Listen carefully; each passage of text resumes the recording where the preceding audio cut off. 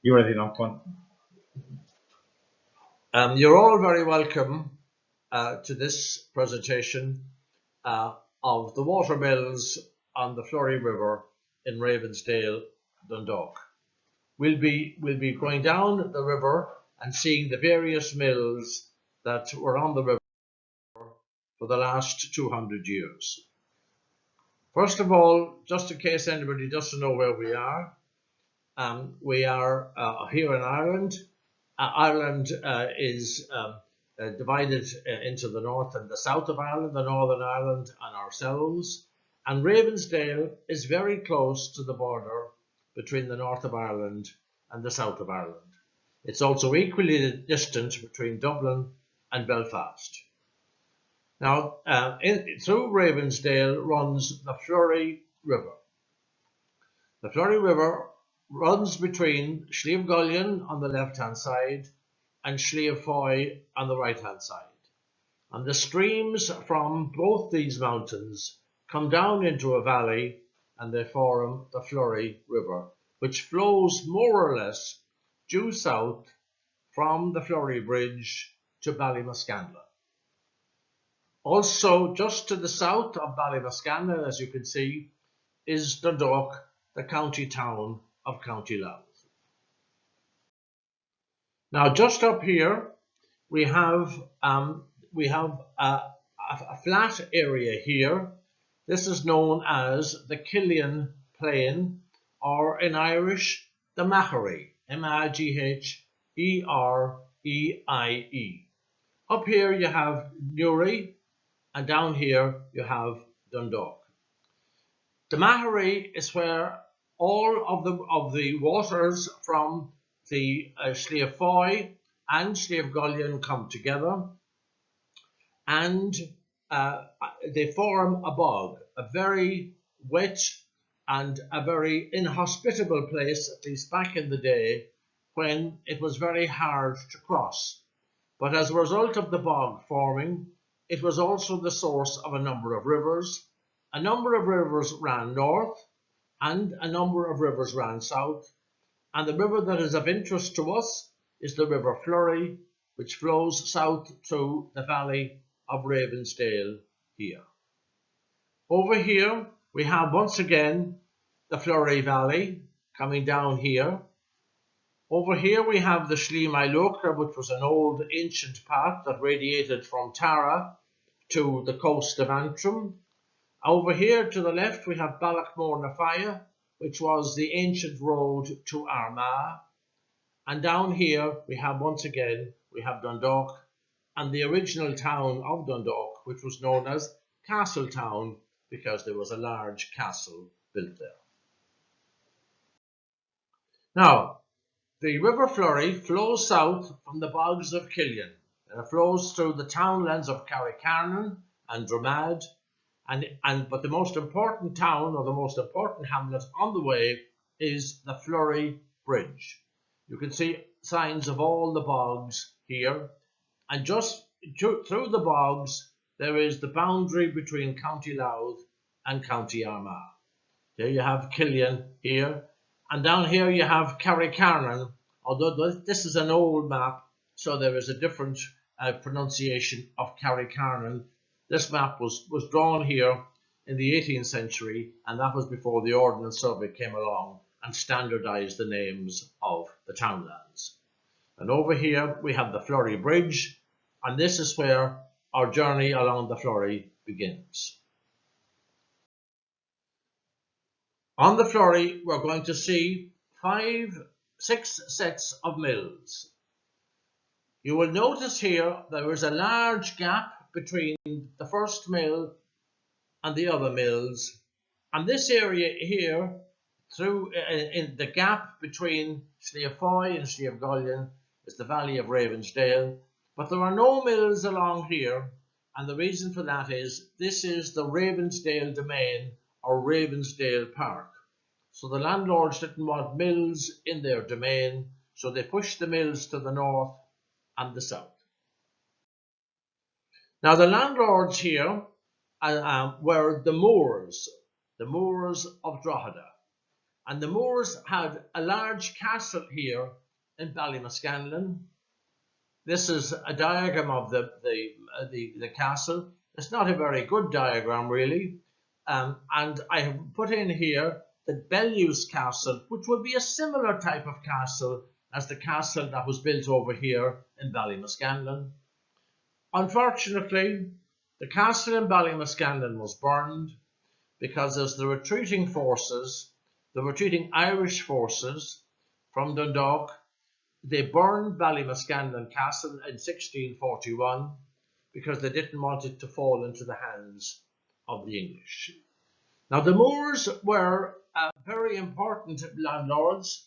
They had land all over the country. They were on the Privy Council, which was the Council of State back in the day. So they really hadn't that much time to be bothered with Ballymascanlon. And after the Battle of the Boyne, there were a lot of people around Ireland who were disappointed because their land was being taken from them. So a lot of them became what we call Tories. They were outlaws. They were people who said, we want our land back. And the English said, no, you're not getting it back. We have it now. And they caused an awful lot of trouble around Ballymascanlon. And Moore had to do something about it. So he brought in a man called Malcolm MacNeill. Malcolm MacNeill was an officer in King William's army, and he had proved his loyalty to King William, so they said that they would give him the land here to look after, and if he minded his P's and Q's, so to speak, maybe he could make a good life for himself here. Now, Malcolm MacNeill lived in Stranfield. You probably all get your cups of coffee in Stranfield every now and again, but that's where Malcolm MacNeill lived, and that's where his family lived for hundreds and hundreds of years. Now, Malcolm MacNeill was told that the reason he was getting the land was because he was expected to go after the Tories. Now, Malcolm MacNeill had plenty of Irish, and this was a very important factor because having the Irish, he was able to understand what was going on, and he was also able to find out where the Tories were hiding. So he made a lot of money out of the Tories, and you can see here that he got £25 for capturing two Tories, £25 there for capturing two Tories, Lachlan McCrory and Sylvester McMahon. These weren't the only Tories that he found. He found many, many more, and the records are there to be seen. But at the same time, he realized that this was one way of making sure that a certain amount of peace and order was restored to the country. He was also an important man because once peace was restored, he started to relax a bit, and he invited a famous musician, Turlough O'Carolan, who was a frequent visitor to Stranfield, and Turlough O'Carolan was one of the major musicianers of his day.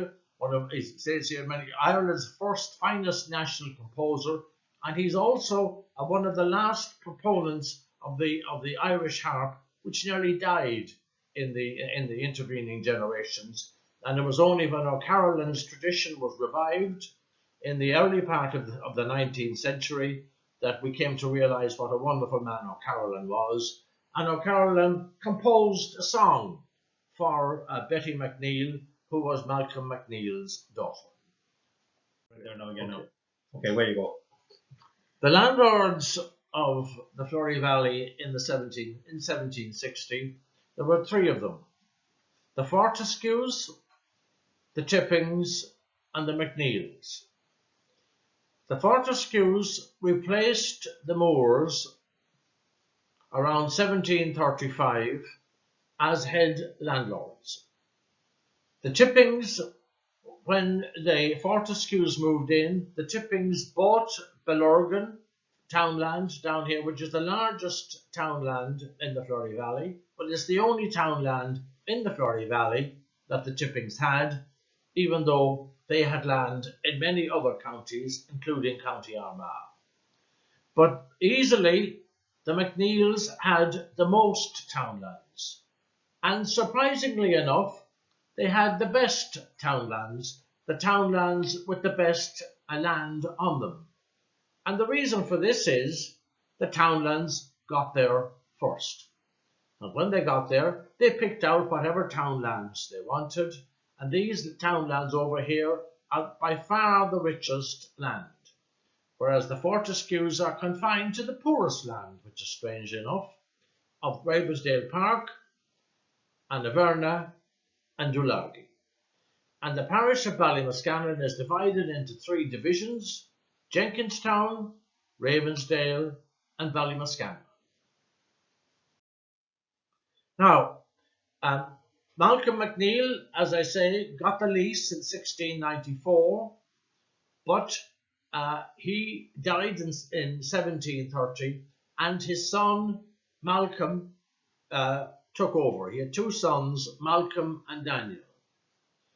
Now, Malcolm really is the father of the mills in the Flurry Valley, because by 1735 he had erected 3 mills, one in Dramad, one in White Mill, which was used to be called Ballynameenan, and one in Ballymascannon.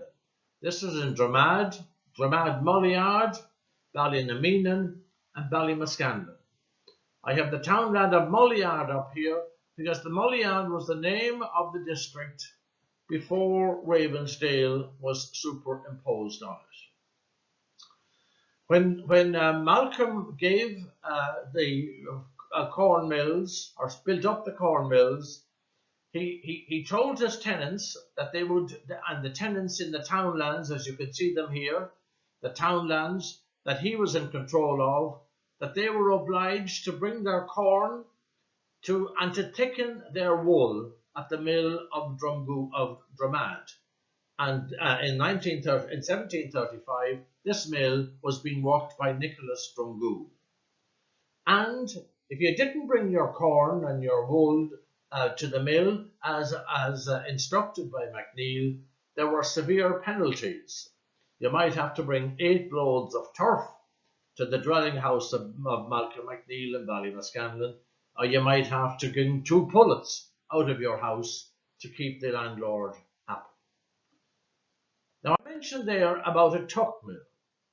And some of you might know what a tuck mill is, but a tuck mill is essentially a mill for thickening wool and making it more hardy and more sturdy and more long-lasting. And basically, a mill is where the camshaft is organized in such a way as the cams hit the wool horizontally, and they do this for a number of hours each time.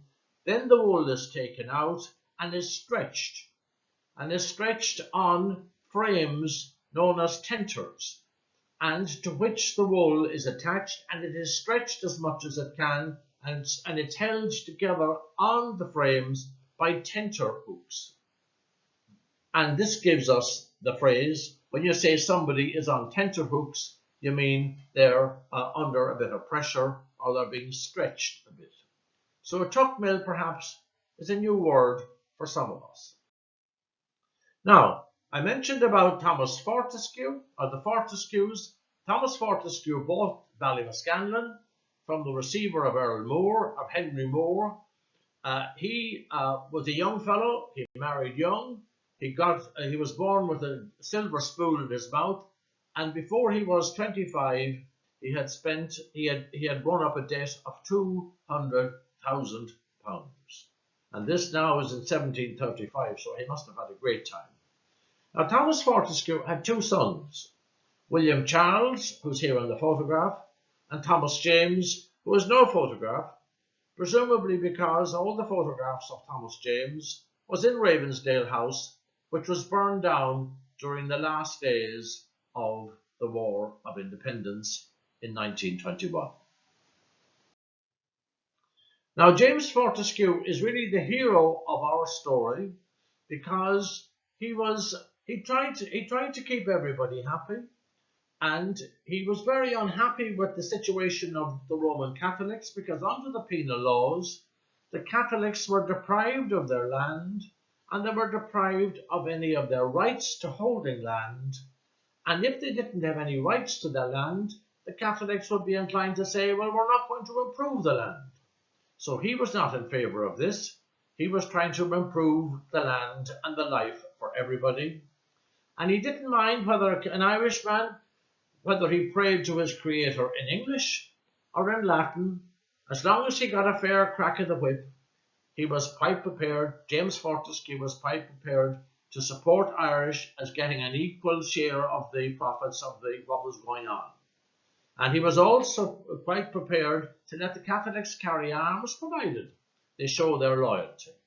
So James Fortescue tried to improve the lot of the people in the valley. And the one way that he decided he was going to do this was to introduce the linen industry. Now, even though I said at the start this is the mills of Ravensdale, the mills of Ravensdale were mostly concerned with the linen, but not totally, as we shall see. This is the linen triangle here on the left-hand side. The linen triangle stretched from Belfast to Dungannon to Newry, but Ravensdale is in the catchment area of the linen triangle, so even though strictly speaking it's not in the linen triangle, it benefited as a result of it. Now, James Fortescue, he set up the mills in Ravensdale, and the linen from Loughgall, Armagh, Clonus, and Cootehill, these were among the major places, but not the only markets that provided linen to be bleached in Ravensdale. And this here is from a market day in Cootehill, where the weaver was showing the fruits of his labour in the hope that some bleacher would come along and buy the load of his material and pay him good money for it. Now, the flax seed was very important for James Fortescue, because a lot of people from Ireland went out to North America and developed the linen industry out there. But the Irish linen growers found out that when farmers in Ireland harvested their flax while the seeds were green, to provide a softer, finer fabric for spinning into yarn. But harvesting before the plant ripens prevents the seeds from being mature enough to plant for next year's crop. So the way out of that was that they imported seed from colonial North America from 1731 up to 1766. This is the golden time in the history of the linen industry in Ravensdale, because the flax seed was sent out in around January, and it came over to Ireland at the beginning of March, in time to be planted for St. Patrick's Day, or shortly after St. Patrick's Day. And the reason the flax was planted in Ireland was partly due to the good legislation, the very favourable treatment that linen got in Ireland, got from England, but that the climate in Ireland, the moist, mild climate in Ireland, was perfect for growing linen. And linen grew for about 3 months, and then it was reaped, and then the crop was then harvested. But Ireland's soil and climate were part and parcel of the success of the linen industry. So, for this to happen, they had to get the flax seeds from North America, and shiploads of flax seeds came in barrels to Ireland, and for the benefit of the linen industry. And the linen industry developed greatly in Ravensdale, and this print here is by a chap called William Hinks, and it shows Ravensdale, and it's a very, very rare print of a rural area in Ireland, and it shows some of the procedures involved in the linen industry. Once the flax seed was cut, it was then put into a retting dam here, and it was left there for about 2 or 3 weeks, and the flax then that was softened up so that the plant could be treated much more effectively. And the flax up here then was being scotched, was being hammered out, and again was made more soft. And over here then the flax was being dried here on a fire, so that the flax then could be woven, could be spun into yarn. Over here, unfortunately, it's not clear enough to see that you have a spinning wheel outside the house here, where the flax was being spun, and over here is where the flax is being put out. This is towards the end of the process, where the linen is being put out on the green and is being bleached naturally with the effect of the heat of the sun and the green of the grass. Now, Fortescue made a great success of his time in Ravensdale, and Arthur Young, who was one of the most famous agriculturalists of his day, heard about Fortescue's great work, so he came to Ravensdale and to see what was going on. And now, unfortunately, even though he had written to Fortescue to say that he was coming, Fortescue wasn't there to greet him, so you would think maybe he would be a bit miffed about that, and he might have made no report whatsoever or said bad things about it. But in actual fact, he said he was very impressed with all of the developments in Ravensdale, and he was said that the whole place was very beautiful, and especially in view of the fact that before Fortescue came here, the whole place was a wild waste. Now, the name Ravensdale, it first appears in print in 1760, and it first appears in print by a man called Robert Stevenson. Robert Stevenson was the examiner. He was the chief examiner of the Linen Board. And the Linen Board was a group of noblemen from the 4 provinces of Ireland. There's about 80 of them in total on the Linen Board. And they were set up by the government to make sure that the linen industry was a success. Because the linen industry was part and parcel of the government's policy of hoping that peace and prosperity would develop in Ireland in the 18th century after centuries of war and bloodshed. And in 1760, Robert Stevenson said that he came to visit Ravensdale and he was very impressed by all the mills that he found there. He also uses the word here, Maillard, because as I said before, this was the prior name or the previous name of Ravensdale. And he mentions also here the names of the people who were involved in the mills, the Ogles, the Barretts, the Twibbles, and Mr. Davis. And these were people that James Fortescue encouraged into the industry. Now, just at the same time as Stevenson is mentioning Ravensdale, John Roke's map of County Armagh appeared on the same year, 1760, and this is the first time we see the name of Ravensdale Park. And over here on Matthew Wren's map, we see, which is done six years later, we see bleach greens here on the side of the River Flurry. They're not very clear, but they'll be more clear in a map I'll show you in a minute. These are the bleach greens over here. This is the River Flurry flowing down through Ravensdale, and this is the Fleury Bridge. The Raven was a regular sight around the Ravensdale Hills and would have been a site that James Fortescue was familiar with. And perhaps it reminded him of his own heraldic shield, which contains a raven. The Norman families, who could trace an unbroken line of descent from the Battle of Hastings, were entitled to put a raven on their heraldic shield. And perhaps Fortescue was doing this and inserting the raven into the name of the area in the hope that his family would be here for many, many generations to come.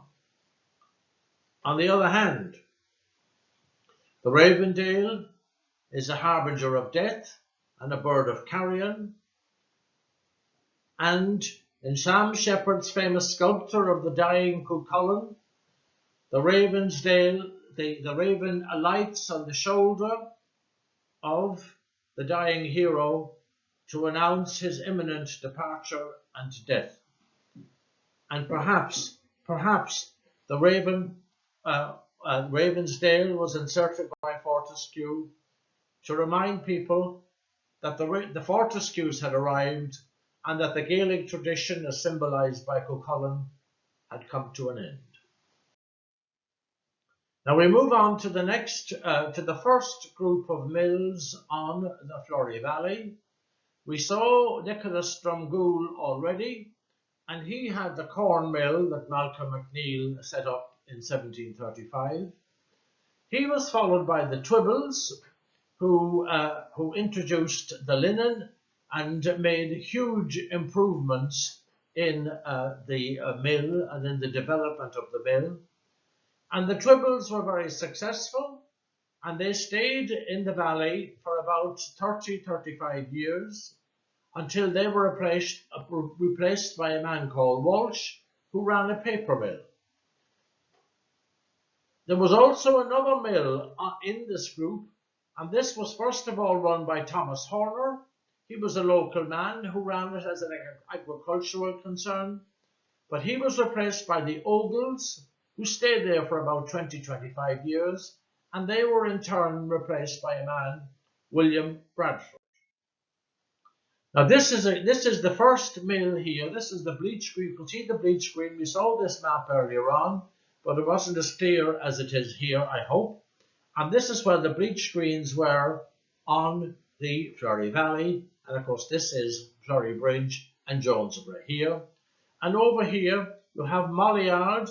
And this extract is taken from the Registry of Deeds to show that the townland of Mollyard was really where Ravensdale is today. And this was the deed that John William and John Ogle got their rights to the land and the mill in Ravensdale. Now I mentioned to you that the mill, that the lease that Malcolm MacNeill drew up with Nicholas Drumgoole was a fairly basic lease, and it just told Drumgoole what he had to do and also what the penalties that would have been attached to it. But these two, this is an example of the developments of the mills from an ordinary basic common or garden corn and tuck mill to a very sophisticated mill with a lapping room, a drying loft, 4 acres of turf bog, the mills, the dwelling house, offices. There is also in the second paragraph, in addition to the corn mills, there's the bleach green. There are several houses for tenants. There's a miller. There's a kiln man. This corn mill is in good repair. There are 2 water wheels, 3 pairs of stones, 2 good kilns for drying corn, a flax mill attached to the corn mill with a never-failing supply of water, being the same as supplied by the bleach green. To this corn mill, 8 town lads are bound, as we saw earlier on, and the number of corn mongers, these would be corn salesmen who would be coming along to buy, managers who would be coming along to buy corn at the mill, were regular visitors. Now this is an example. This is the Flurry Bridge here, and this is showing you the 2 sets of mills on the River Flurry. First of all, you have the Twibbles mills here, and later Mr. Walsh's mills. And that's important because the paper mills were the first mills on the River Flurry and therefore had the purest water and therefore were suitable for the making of paper. And Walsh provided 3/4 of the paper to Henry Joy, who ran the Belfast newsletter at this time in the early part of the 18th century. and he relied greatly on malts for his mills. Now over here you have the second set of mills, and this is Ogle's, later Bradford's mills. And the Ogles were very wealthy people, very wealthy merchants in Newry, and these are the sort of people that James Fortescue was trying to encourage into the valley. This map here shows you where Ogle's mill is, and this mill was taken over by William Bradford, and Bradford's name is still recalled in the area. His name is on the wall here, up very close to Arthur Dunn's house and farmyard. Here you have Ogle's mill, and you see this line here. This line here separates Mollyard from Ravensdale Park. This is the domain of Ravensdale Park. Another name for this part of Ravensdale Park was Verna. So you had Mollyard up here, Verna down here. The whole place then became known as Ravensdale Park, and Verna as a townland was pushed to the south. Now, the Fortescues lived in Ravensdale Park. James Fortescue was a good landlord, but he wasn't the only landlord, and his son, William Henry Fortescue, wasn't a good landlord, wasn't a very popular man, and when he died, a local rhymester mentioned, "Here comes the funeral of the cockle lord. For him the devil gave a great reward. He put wives and orphans out of house and land, and now he is in the home of the damned." So he wasn't a good landlord, but James Fortescue was. Now we're on to the next set of mills, and this was run. The people who came in here to run these mills were Barrett's, Davis, McClelland, and Thompson. And you notice they weren't all linen mills. Now, the Flurry is powered uphill by water from an artificial lake in Ravensdale Park domain. This is Ravensdale Park House or Ravensdale Park Castle, and in front of it there was a big lake. This is the big lake here. Now this is important in our story because the lake, out of the lake runs a river, and it goes down as far as the Curlew Bridge. This is the Black Gate for those of you who know the area. But James Fortescue came along and he said, "I want to change this river. I want to alter this river." So he moved the river over here. We can see here the old course of the river. This is the new course of the river. And at the Curlew Bridge, just after the Curlew Bridge, he placed a weir or a dam. And we'll see what happened. You have the weir and the dam just below the Curlew Bridge here.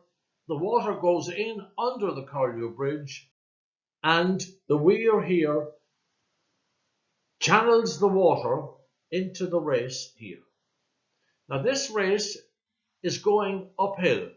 This is the site of the weir here, pushing the water into this sluice here. The water from the lake is released whenever water was needed for to turn the mills, and this is the river Florey here on the right hand side, and this is the race. A huge effort, a huge engineering job to cut the tunnel or the race down, and it would be down around about 8 feet deep here at this stage. This is the river Florey over here, and this is another slide of the race.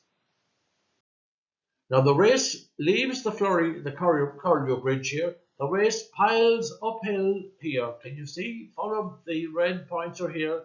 And it comes up, and it's going uphill all the time as a result of the force of the lake water coming from the lake in Ravensdale Park domain. The water then crashes down here and turns the mills of this particular, now it's called a corn mill here, but it was originally a linen mill. Now this is the mill race here, coming straight down here into the mills. This is Verna, which is the home of one of the Thompson's family. And the chap who came in here to run this mill was a man called Davis, James Davis, and he was another man from Newry, because he had mills in Newry and he had plenty of money, and Fortescue wanted him to come in here and to set up his linen industry here. And at the height of the boom, he was finishing 12,000 pieces of linen in the year. This was a phenomenal amount of linen and made an awful lot of money for the like of James Davis. Now, this here is an example of the mills that were being powered by the river, and you have the in between here. You can see the gap in between here, over here. You have a double barrel water mill, which was being turned by the water coming down from the sluice. This is the River Flurry. This big building is gone now today. All that remains is this smaller building here. But the size of this building shows you the amount of activity that was going on here. This started off originally as a linen mill, but then in the 1820s, when wet spinning developed in Belfast, the whole linen industry became associated with, away from the domestic small-scale industry, and became a factory orientated. And this mill here then changed from being a linen mill into a corn mill. Now, the next one here, we're now leaving the corn mill here. The race, this is the river here, the River Flurry. A weir is placed across the River Flurry here again, and water is channeled into the mill race along the sluice here, and it's channeled along here, and you have another weir here this is the Verna River. Now, the Verna River is carried by means of an aqueduct, which carries the water of the River Verna, and underneath the water of the River Verna runs the mill race. So the mill race is all important. The constant flow of the mill race is all important, and that's going down to the next set of mills. You have the aqueduct up here. We're now moving down into the third set of mills here. And the third set of mills, the main people here were the Thompsons and the Johnstons. Now, the first people here were the Ogles. You might remember we saw the Ogles earlier on. The Ogles were big business people. They were bankers, they were merchants in Uri. They also had ships and boats bringing the flaxseed over from North America, so they were very wealthy. And when they came here, first of all, they bought up a lot of land from James Fortescue, but they realized that they cut off too much and they wanted to sell some of their land, so they sold their land to Thompsons, Benjamin Thompson. And I should have mentioned earlier on that these landlords or these merchants were enticed in by a linen lease, and that gave them the freehold of the land that they got. And this is the map that went with the linen lease that was given to Ogles, who then sold on to Benjamin Thompson. This is the same photograph here. And the Thompsons then built a house. They were obliged under their lease to build a bleacher's house to show that they had made a commitment to the area. And this, the name of the house that they built was called Ravensdale House. And this here is Ravensdale House, and that's still visible in the landscape. And this is a painting from about 150 years ago, and this is Ravensdale House here again. This is a watchman's hut here over the bleach screen, and this is a beetling mill that sometimes was used for beetling, sometimes was used as a corn mill, depending on the state of the linen industry. The person who had this mill that we just in Ravensdale House was a man called John Thompson, and he was a brother of Benjamin Thompson that we just saw there. And John Thompson was a member of the Ballymascanlon Rangers in 1797, and without going into too much detail about who the Irish Volunteers were and all the politics involved in that, I just thought it was interesting that there was more going on in Ravensdale apart from the processing of linen and corn. You can see John Thompson's name here on the medal of the Irish Volunteers. Now this is the mill that John Thompson had, and Ravensdale House is an extension of the mill, and the water from the Flurry, the races, went actually underneath the building. You can see it here. The waters went underneath the building and turned the wheel of the mill. Also, the race now goes under. This is Thompson's Corner for those of you who know Ravensdale. This is Thompson's Bridge, and these names are still extant. This is what people refer to this bridge as, Thompson's Bridge, even though Thompsons are long gone out of the area. And this is Thompson's Corner. And underneath the river, underneath the road, the race runs along here. This was the watchman's hut that we spoke about earlier on. This is a pond. A pond was a regular feature where the mills are because the pond was used as a supplementary source of water. The pond fed into this particular mill here, which when this map was being drawn is a Beetling Mill. The water flowed through here, and then the tail race flowed down here. But out of the pond, another race ran along here. This mill race ran down to power another race. And this is the mill the Beetling Mill that we talked about. The Thompsons died out in the last Thompson here was a Tommy Thompson.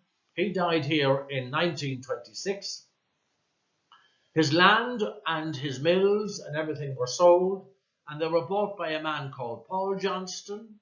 And Paul Johnston lived in Ravensdale House, but he decided he was going to convert the Beetling Mill into a stitching factory. And the stitching factory ran from 1927 to 1957. This is a photograph of the girls who worked in the stitching mill, and this is the names of those of them who worked there on a particular occasion. And I just wonder if any of you can recognize your grandaunt or your great-grandaunt among those, especially when you look at the names here, which are, I'm sure you will maybe recognize somebody from the photograph, and we'll be able to tie her up with her name here. And up here, all of the material that was processed in this particular factory had this stamp on it that it was made in Ravensdale in the Irish Free State. That was the name of the country from 1922 up until the new constitution in 1937. On to the next group of mills, and the main people involved here were the Thompsons again, the Lloyds, Thomas Lloyd, Richard Benison, Thomas Wynne, James Johnston, and Frank Atchison.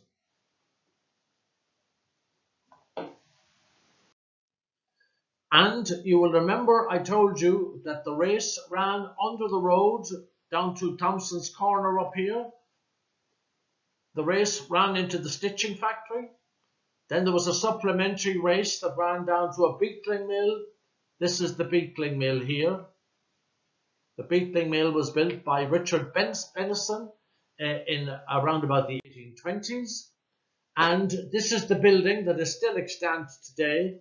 That was the scutching. It started off as a scutching mill, and even though it was later converted into a Beetling Mill, it was always referred to by the workers in the factory as the Scotch Mill. And this is the wheel that powered the Scotch Mill, and in turn powered the Beetling Mill, which carried on operating here day and night, 24 hours a day. It made an awful racket, needless to say, but it gave plenty of opportunities for employment to the local people, and was only silenced in 1958 when the mill closed. This is an example of the scotching going on. And scotching involves after the linen has been taken out of the retting dam and after it has been softened up, it is now scotched where it is cut, if you like, it is battered by these scotch blades and removes any of the impurities in the linen so that the linen is now ready for spinning. This is another example. This is another picture of the Scotch mill here. this is the wheel, this is the people, this is the retting, this is the men taking the flax out of the retting dam, and this is a man here at his beetling machine. This was then the next one. We're leaving the beetling machine here now, and this is the race then moves down here into the bleach and beetling mill, and this is the bleach and beetling mill. This was one. This is a big barrel here where the unwashed, unbleached material was dyed, was washed out and then dyed over the period that the yarn was in the building here. These are the buildings of the Ravensdale bleaching and dyeing company, and this is the building now that has been bought over by Larry Goodman, that a lot of you will know about. This was, even though we talk about the linen industry as being a traditional industry and an industry that gave great employment and perhaps people have many happy memories of it, it was also a very difficult job. It was an unhealthy job, and it was, but at the end of the day, it was a job.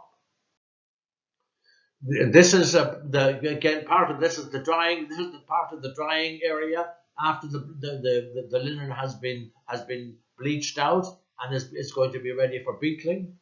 And this is spreading the linen on the green, and this is bringing the linen to the market. And then John Johnson was one of the owners of this particular. James Johnson was one of the owners of this mill over a period of time, and he did very well for himself. And he had offices in Belfast, London, Manchester, and Glasgow. And this is the picture of the chimney, the bleach chimney chimney of the bleach screen coming down in 1958. So just to resume, these were the 4 mills on the race. The first mill here, this was the mill of John Thompson. This is the next mill down here that Tommy Thompson had, and he sold then to Paul Johnson.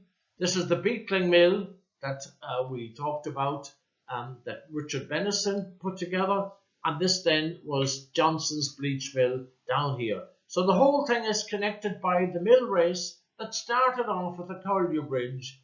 And I don't know if I mentioned, but that this mill race carries on continuously for almost 5 to 6 kilometres down to Ballymascandle. This was the home of the bleacher man, the bleacher who always built a solid house for himself to show him that he had plenty of money and was a figure of importance in the neighbourhood. Now the 5th group of mills were by the Ogles, the Taylors and the O'Hares. And again, the O'Hares weren't linen people, they were spade people. The Ogles, you might remember, I mentioned to you already, invested in a lot of the land in the valley, but they didn't stay too long in this one here, but they sold out to a man called Matthew Beresford Taylor, and he was a very wealthy man from County Meath, and he set up a very important linen industry. Now, before we move on, just go back here. Can we go back here? We can't go back. Okay. On Taylor's Green, he operated about.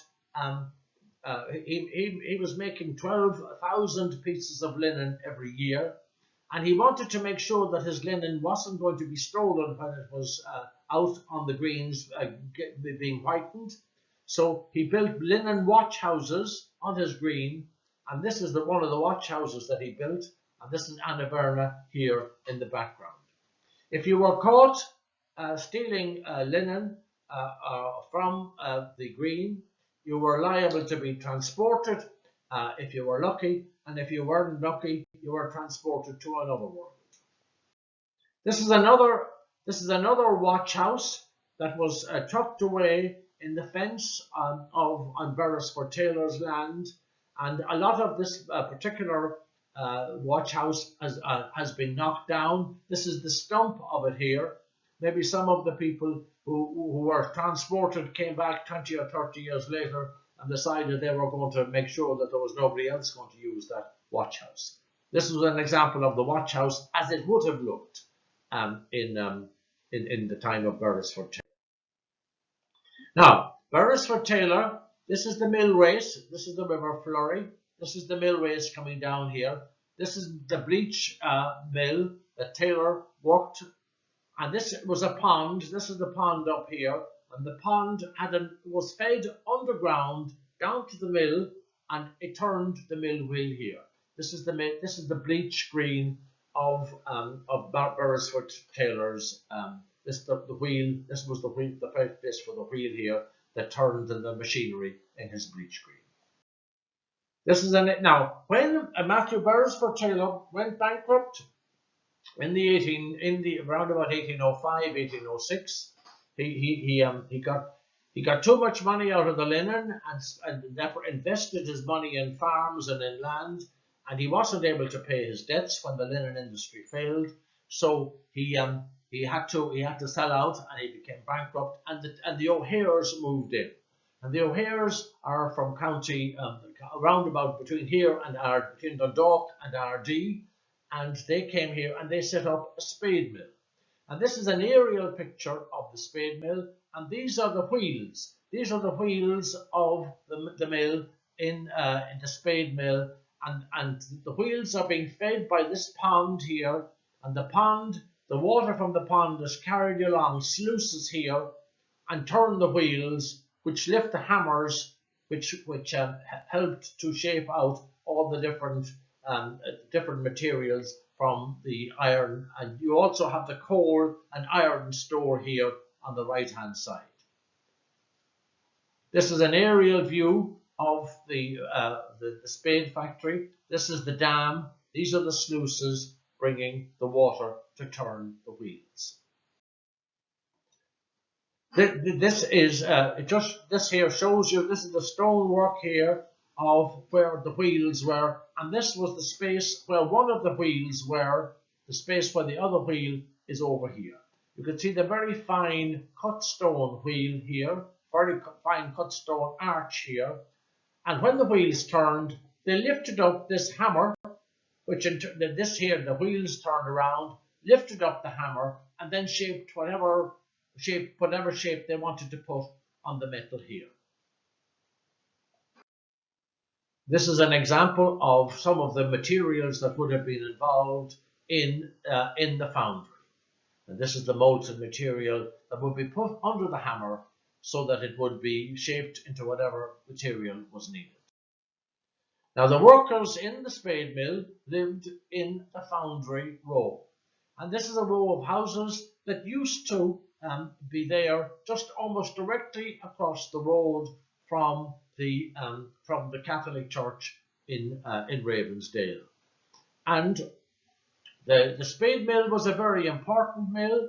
It gave great employment, and they had 2 carts on the road all day, every day, selling spades and grapes and shovels to wholesalers and retailers as far away as Cavan and County Tyrone. And while they were up in Cavan and County Tyrone, they gathered up whatever scrap iron they could find, horseshoes, old ploughs, for recycling on their return. Now there was another mill just farther downstream from the spade mill, and this was a saw mill which was used for cutting handles onto the spade mills. And the sawmill was also powered by another mill race that went in through here and turned the wheel of the sawmill. When the water came out of the sawmill, it went down through the tail race and it joined up 2 rivers here. This is the Florey River here, and this is the Ballymackellar River here on the left-hand side. Now the last group of mills on the river were owned by Tipping, which is Tuck Mill, McNeil, the corn mill, Coulter, corn and linen, and Boyle, corn. Now, we have an example here. This house where the tailor lived was called Ogle House.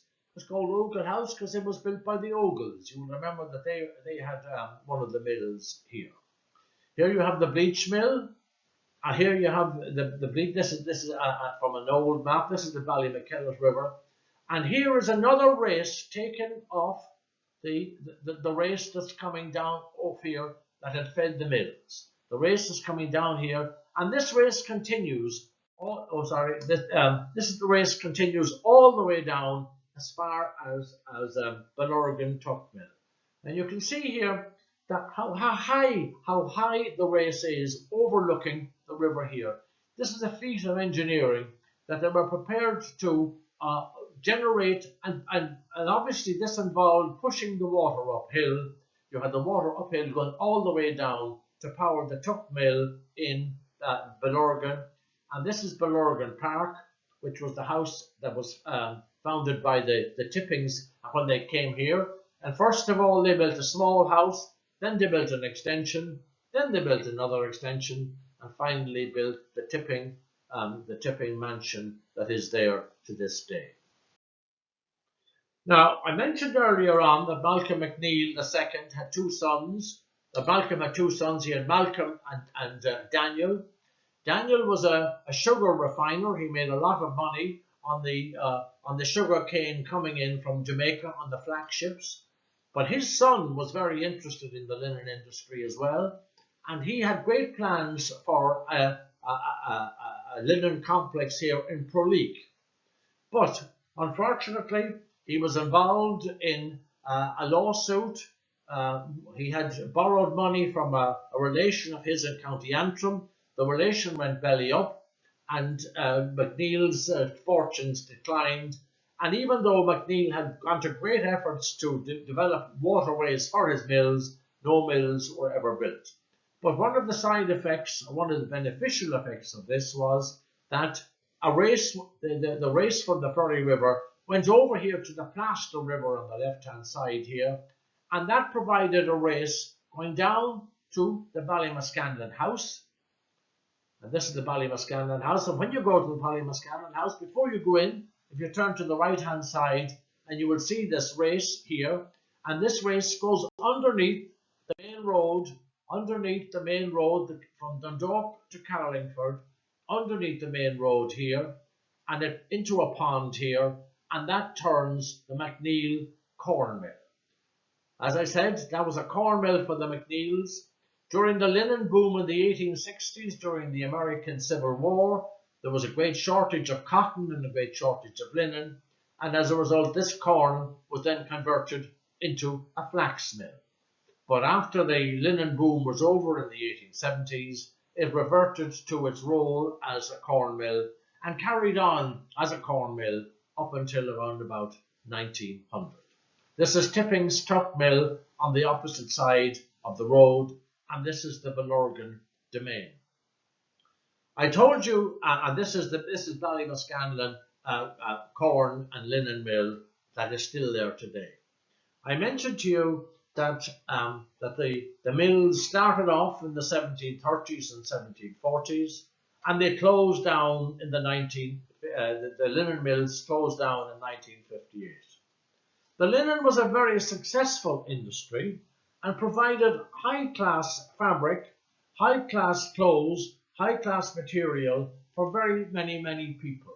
It was also a very fashionable material, but not only being fashionable, it was also very tough.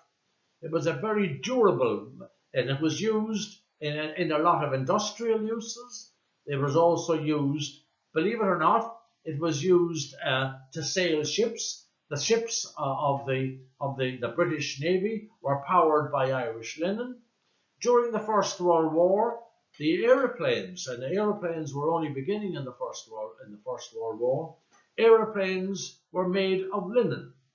It was an extremely durable material, but it had to be replaced after about a dozen flights of the planes. If they survived the First World War, they had to be replaced. So that was a huge part of the uses of linen as a material. Unfortunately, new developments in clothing, new fashions change, new developments take place. The polyester synthetic fibers came in after the Second World War, and in many ways replaced linen for an awful lot of people's use for fabric. But linen still remains a very much sought after fabric, It is also a very durable fabric for places that are, for example, in very warm countries.